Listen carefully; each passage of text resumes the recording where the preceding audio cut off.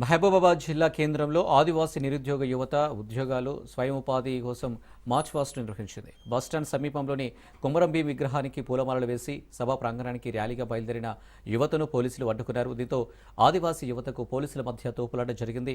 ప్రభుత్వ తీరును నిరసిస్తూ ఆదివాసీ యువత రోడ్డుపై బైఠాయించింది.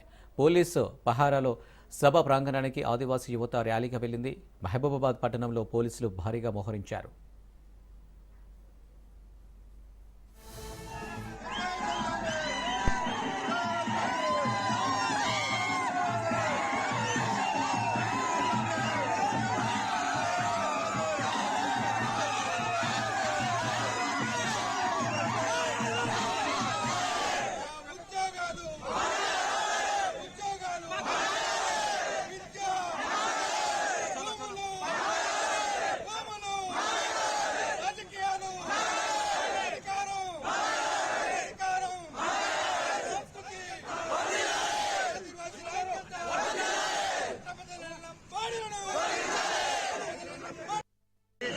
నెల రోజుల లోపలనే రాష్ట్ర కేంద్ర ప్రభుత్వాలు కనుక వాళ్ళ యొక్క అర్హత అంటే స్త్రీ బాధ్యత ప్రకారం కలిపిందా లేదా అన్నది ఒకటే క్వశ్చన్ అడిగి వాళ్ళు వీళ్ళ దగ్గర ఆధారాలు ఉంటే కలిపి ఇవ్వాలి, లేకుంటే కలపలేదని ఇవ్వాలి.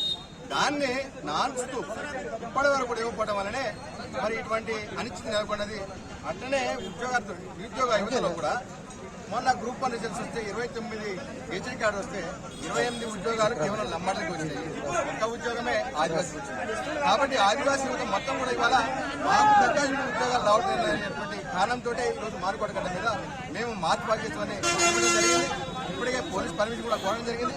అయినా సరే ఇక్కడ ఉన్నటువంటి స్థానిక ప్రజాప్రతినిధులు కావచ్చు, అదేవిధంగా నేషనల్ ఎస్టీ కమిషన్ మెంబర్ ఉన్నటువంటి హుస్సేన్ నాయక్ గారు, ఆయన విద్యార్థులు చాలా మంది తెలుసు ఆయన ఏం చదువుకుంటూ ఏ సర్టిఫికేట్ లో ఎస్టీ కమిషన్ మెంబర్ అయిందో. ఆయన హోదాని దుర్వినియోగం చేస్తూ ఐఏఎస్లు ఐపీఎస్లను కూడా అనరాని మాటలు అంటారు. వాళ్ళు బయట ఏమంటారంటే అరే ఒక 9వ తరగతి చదివిన ఆయన మమ్మల్ని పట్టుకొని ఐఏఎస్ ఐపీఎస్ వివరంగా మాట్లాడుతున్నారు.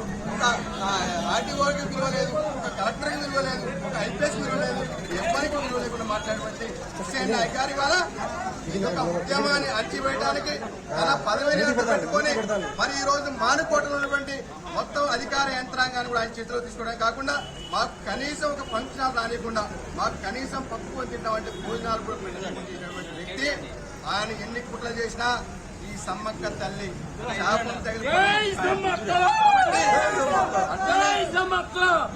అట్లనే నెల రోజుల లోపలనే రాష్ట్ర కేంద్ర ప్రభుత్వాలు కనుక వాళ్ళ యొక్క అర్హత అంటే స్త్రీ బాధ్యత ప్రకారం కలిపిందా లేదా అన్నది ఒకటే క్వశ్చన్ అడిగి వాళ్ళు వీళ్ళ దగ్గర ఆధారాలు ఉంటే కలిపి ఇవ్వాలి, లేకుంటే కలపలేదని ఇవ్వాలి. దాన్ని నాన్స్తూ ఇప్పటి వరకు కూడా ఇవ్వకపోవడం వల్లనే మరి ఇటువంటి అనిశ్చితి నెలకొన్నది.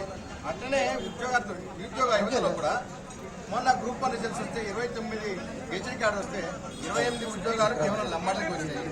ఒక్క ఉద్యోగమే ఆదివాసీ వచ్చింది. కాబట్టి ఆదివాసీ యువత మొత్తం కూడా ఇవాళ మాకు దగ్గర ఉద్యోగాలు రావట్లేదు అనేటువంటి కారణంతో ఈరోజు మారుకోట మీద మేము మార్పు చేస్తామని జరిగింది. ఇప్పటికే పోలీస్ పర్మిషన్ కూడా కోవడం జరిగింది.